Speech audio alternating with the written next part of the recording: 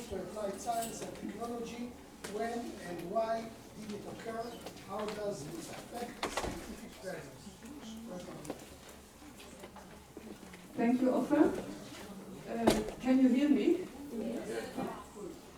So I welcome the students of our course, History and Philosophy and Ethics of Science, and I'm very happy that you made this hall a little warmer. So that's the beginning. Yoni, where is he? I'm here. You're still here. I agree, no, I'm not sure I agree, but that's not so important now. But one thing is, basic research is not, what did you say? Curiosity, it's an ad hoc definition. I agree. It's not romantic. I don't agree with that, and I will explain it in my lecture, I hope. So, yeah, you said this. We read in a 1950 editorial in the New York Times, there is nothing so impractical in science as the man who thinks only of profits when he does research. There is nothing so practical as the theorist who gives not a thought to money. This was 1950, and of course it was at a time where the priority at universities, even in the United States, where we heard it started differently before, priority was still basic research. And it was also at the time where science, applied science, and technology were different things.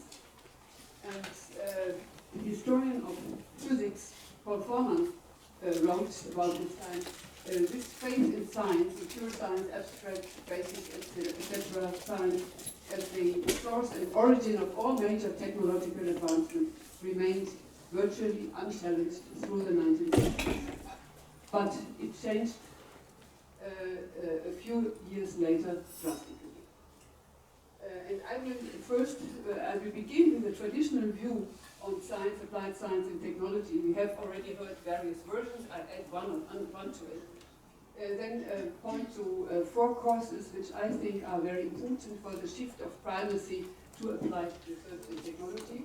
Then I ask, how does this shift affect scientific values, and explain what these values are, or at least have been. And then I end with 2 questions for ChatGPT about these questions, and they are quite surprising. So, first, science, applied science and technology, the traditional view. The ideological foundations of modern science were proposed by Francis Bacon in the 17th century. And to the students I say, Bacon will be a topic in one of the next classes. So I'm not explaining anything now. And these foundations were the universality of science and the aim of achieving reliable knowledge or empirical truth through accepted methodologies. And Baconian science certainly combined both practical and theoretical knowledge, but Bacon already cautioned against harvesting the fruit of knowledge before they are ripe. That means knowledge that is too forcefully directed towards utility. Science and technology were clearly distinguished.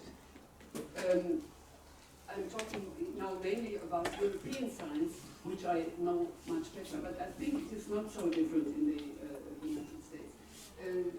Distinguished until the mid-20th century. They were taught in different kinds of institutions, universities and technical colleges, which later became technical universities. And the patent law differentiated between scientific knowledge and technology, or discovery and invention, granting protection only to inventions. And Michael Polanyi, who I said it in my introduction before, he was a physical chemist who turned to philosopher of science. He attributes an originality to both. He said originality in science lies in the power of seeing more deeply than others into the nature of things. We mentioned that also.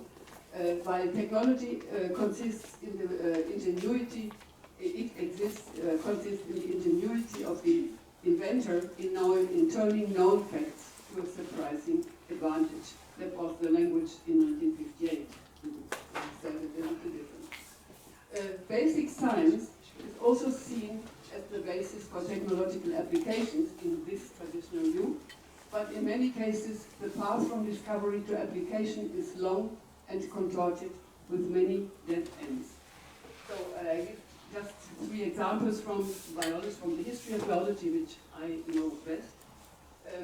So Mendel's hypothesis of heritable characters of 1866 strongly impacted plant breeding only 50 years later. So it took quite a time in between to put it into practice.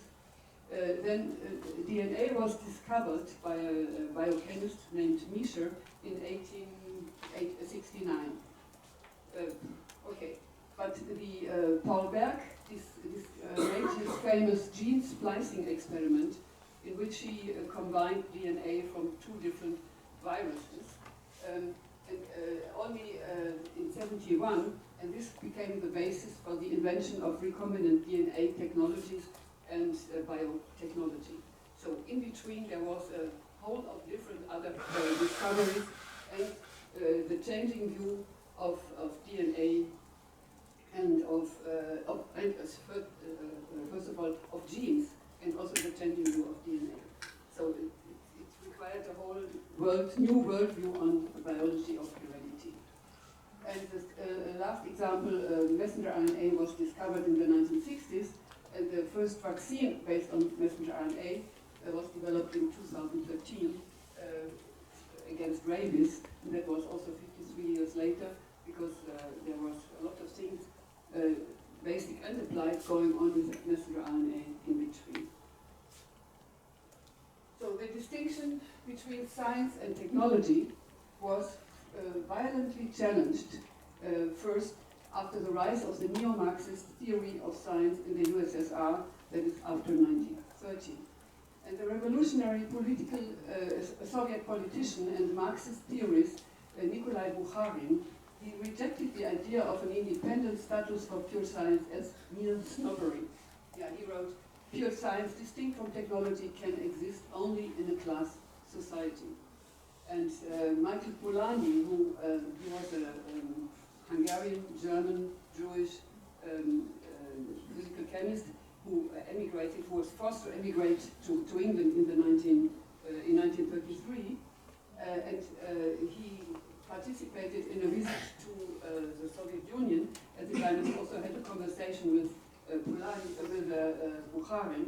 He was deeply shocked of what he heard there. And he said this view was part of a drive for subordinating cultural values such as science to a radically utilitarian concept of the public good.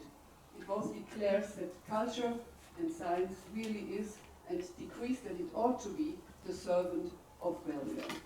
We come to that later on again. So I'm coming now to the 4 courses which I mentioned for the shift of primacy to applied science.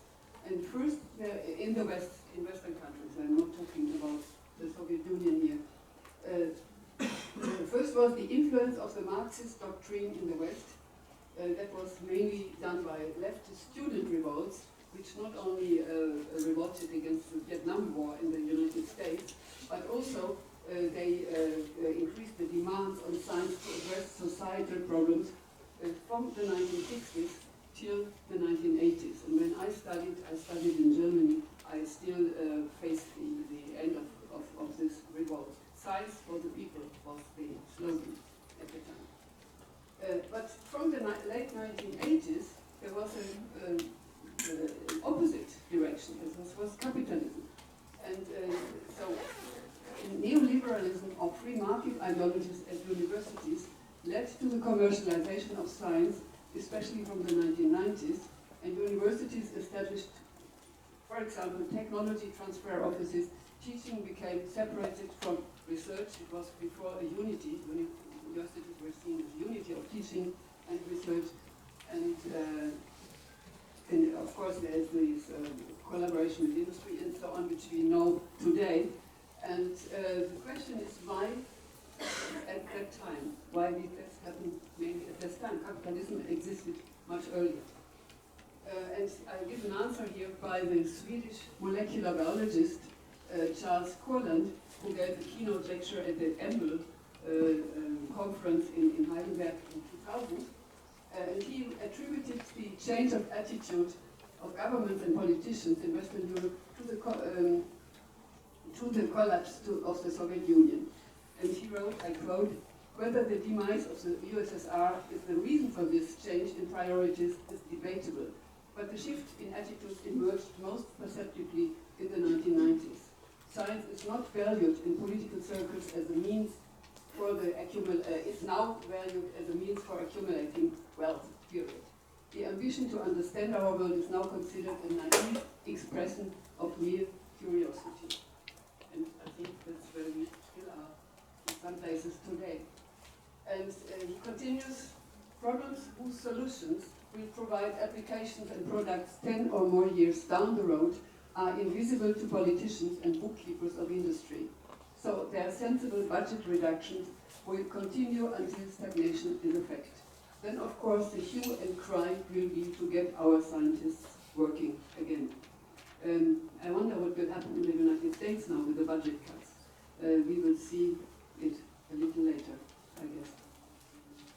So, the third reason for this shift to applied science is the development of techniques for application in basic research.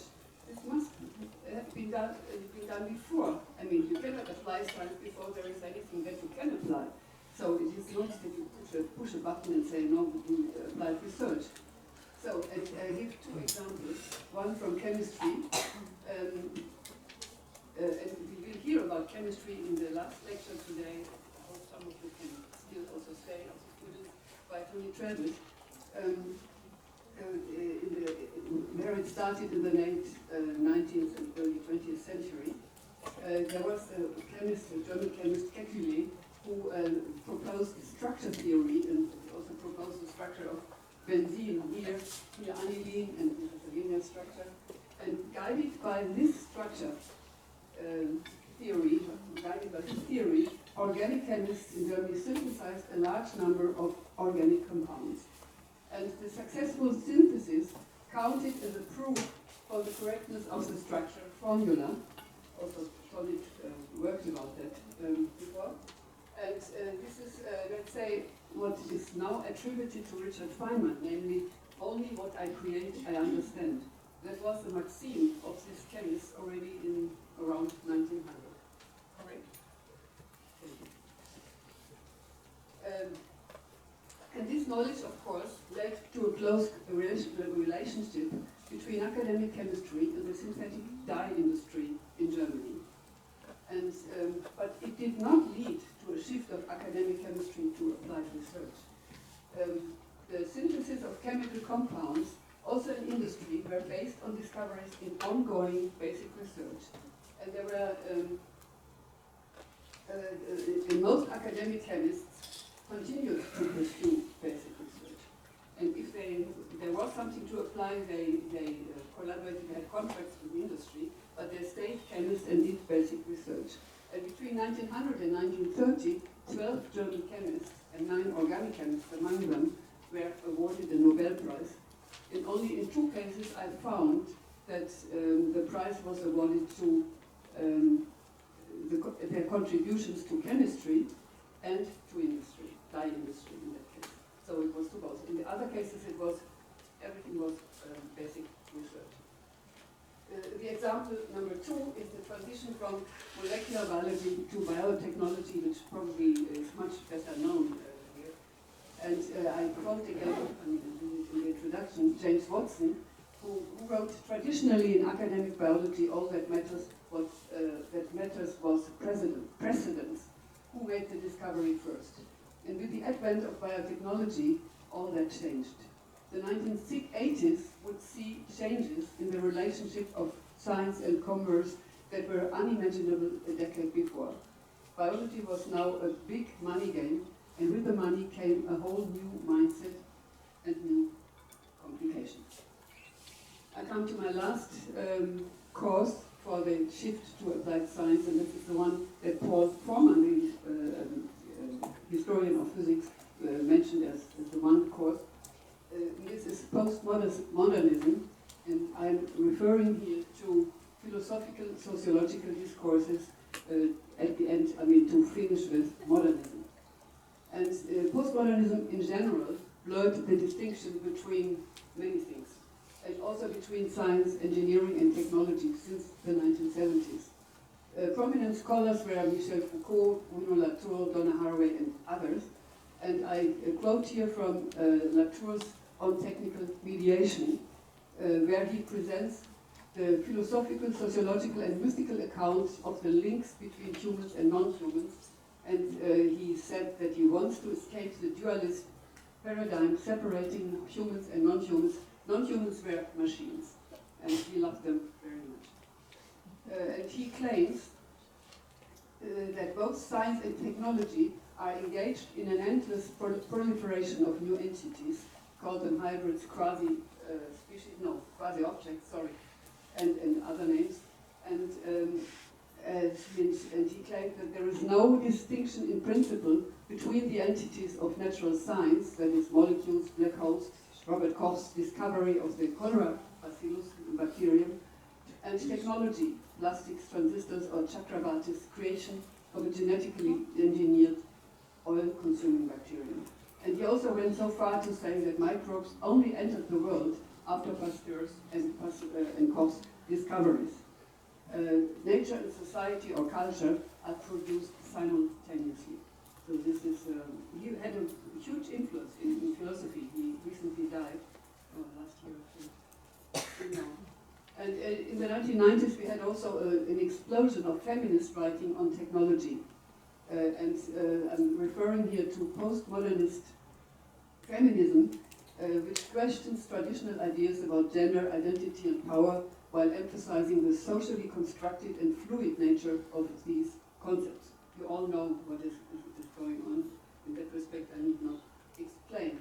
And I just cite from famous or very influential philosophers, postmodern feminist philosopher, who embraced the positive potential of technoscience, a mixture of technology and science, and is critical of those who reject technology.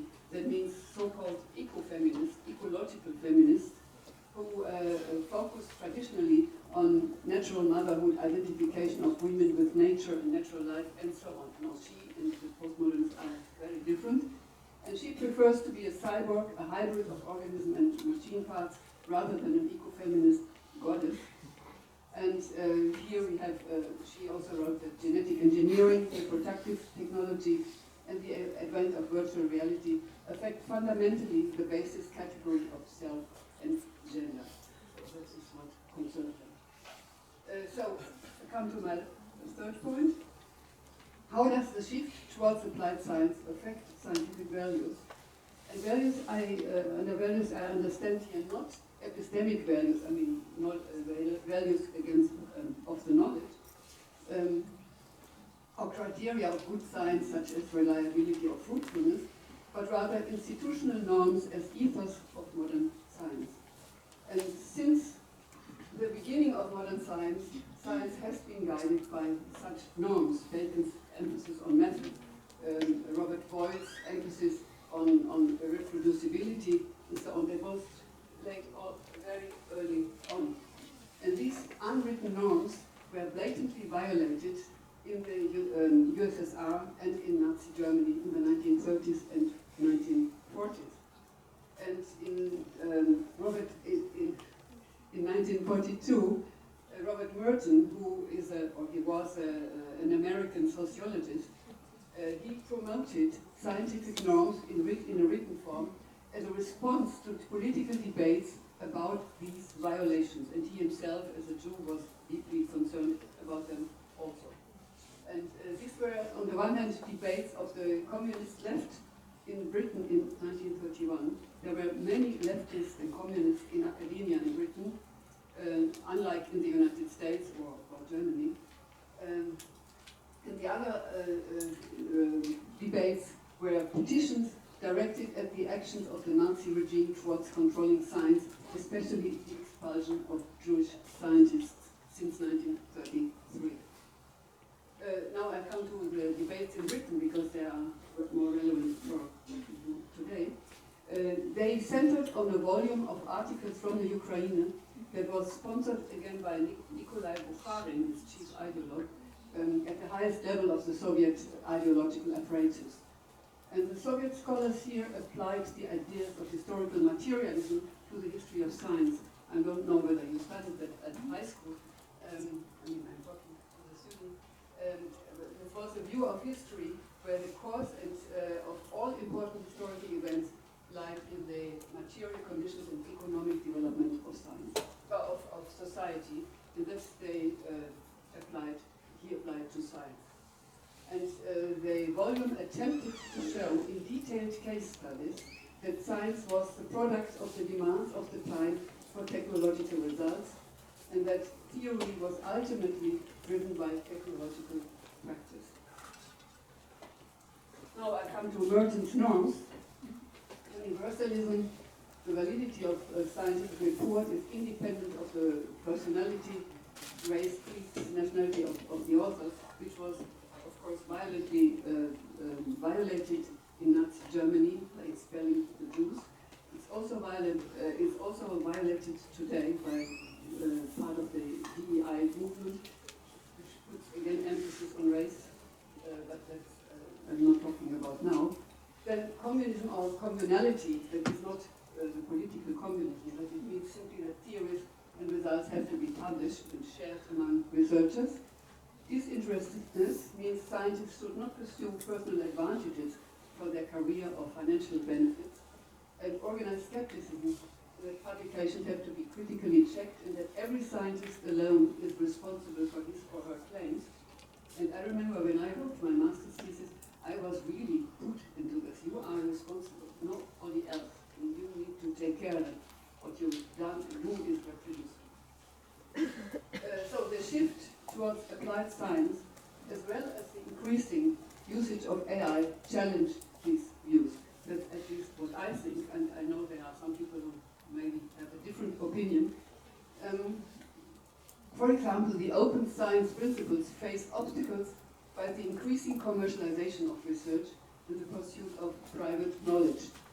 AlphaFold was mentioned before, the great tool for predicting protein structures, and I read in Nature yesterday that it is running out of data, that only 6% of the freely available structures in the protein data bank were submitted by drug companies who have at least as many structures as are already in the data bank. So they gave only a small part to the publicly available protein data bank. And then the principle of responsibility is challenged when research results cannot be checked anymore by individual researchers, which has already been going on with big data science and so on, and is going on for the future. And my question here is, do we need new guiding norms in the future, and who is going to set them up? So I end with two questions for ChatGPT.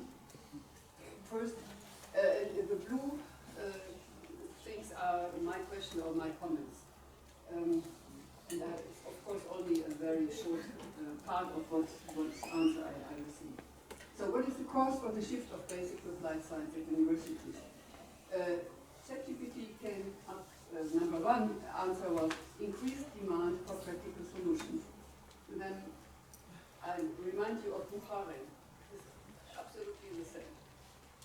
Increased demand for technical solutions. They went on as society progressed, and I asked what does that mean? Especially during the 19th and 20th century. Why not before? Why not during the Renaissance or during the Enlightenment? Did it not progress then? There was an increasing demand for practical solutions to real-world problems. So if the previous centuries not have demand for practical solutions, and are scientific problems not real-world problems? So I take exception to this formulation. And also number 6 is changing philosophies of knowledge production. Knowledge production is also a postmodernist term. Knowledge is not related to what it really exists in nature, but it is produced, it is constructed. They use, ChatGPT uses that's what they find in publications. And so they have here the growing view that scientific research should lead to practical benefits for society. And again, Bufarin, science is the product of the demand of the time for technical results. So are we back in the early stage of Soviet communism? So second question, how does the use of AI affect the shift from basic to applied research at universities? Answer, the rise of AI has profound impacts on this shift, accelerating and deepening the trend. And in their conclusions, I cannot give all the what's right in between. In the conclusions, they write, AI acts as both a tool that accelerates applied research and a driving force that shapes the direction of future research at universities. As human beings put out of the driving seat here, do they not change, do they not determine the direction of research at universities? Is it really left to AI? And then they end with this sentence, as AI continues to evolve, the shift from basic to applied research is likely to become even more pronounced, creating a dynamic environment where fundamental discoveries quickly translate into meaningful applications. First, I wanted to write here, Amen. But then I decided to write, how would AI have reduced the 102 years from the DNA discovery to recombinant DNA technologies, which included a complete shift of the view of genes and of DNA in biochemistry. And then, should science really become the servant of welfare? This is what is behind this. So, some concluding questions. Will AI lead to a new ultra-empiricism or data positivism where science relies solely on an abundance of data? And I quote here again Julia Pearl, a computer scientist and also philosopher, who wrote that causal analysis requires the user to make subjective commitment. That means you have to think yourself. And data alone cannot make up for the lack of scientific knowledge. And also between data, researchers have to decide which of them to use. I mean, the suggestions of the AI machine. And that is not okay. So then AI publications often suffer from a lack of reproducibility, and pure generalizations of finding. That was also written in the Nature publication. And how does this affect the goal of science to generate reliable knowledge? Maybe we have to cancel that. Will there still be funding for experiment-based research aimed at causal explanation in the future? Now there is, but how long will this go on? And the last question, will basic research continue in the future? I thank you.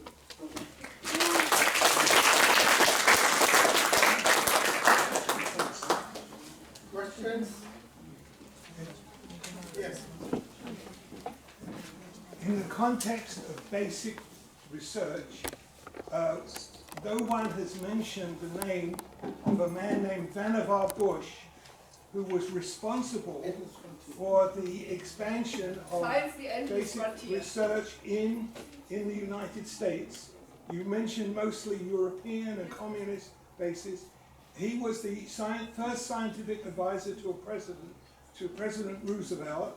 He was responsible for funding the Manhattan Project, and at the end of his tenure in 1945, he wrote a report to President Roosevelt called Science, the Endless Frontier, which was used as a basis for the public support of basic research in the United States. And that was a very crucial development.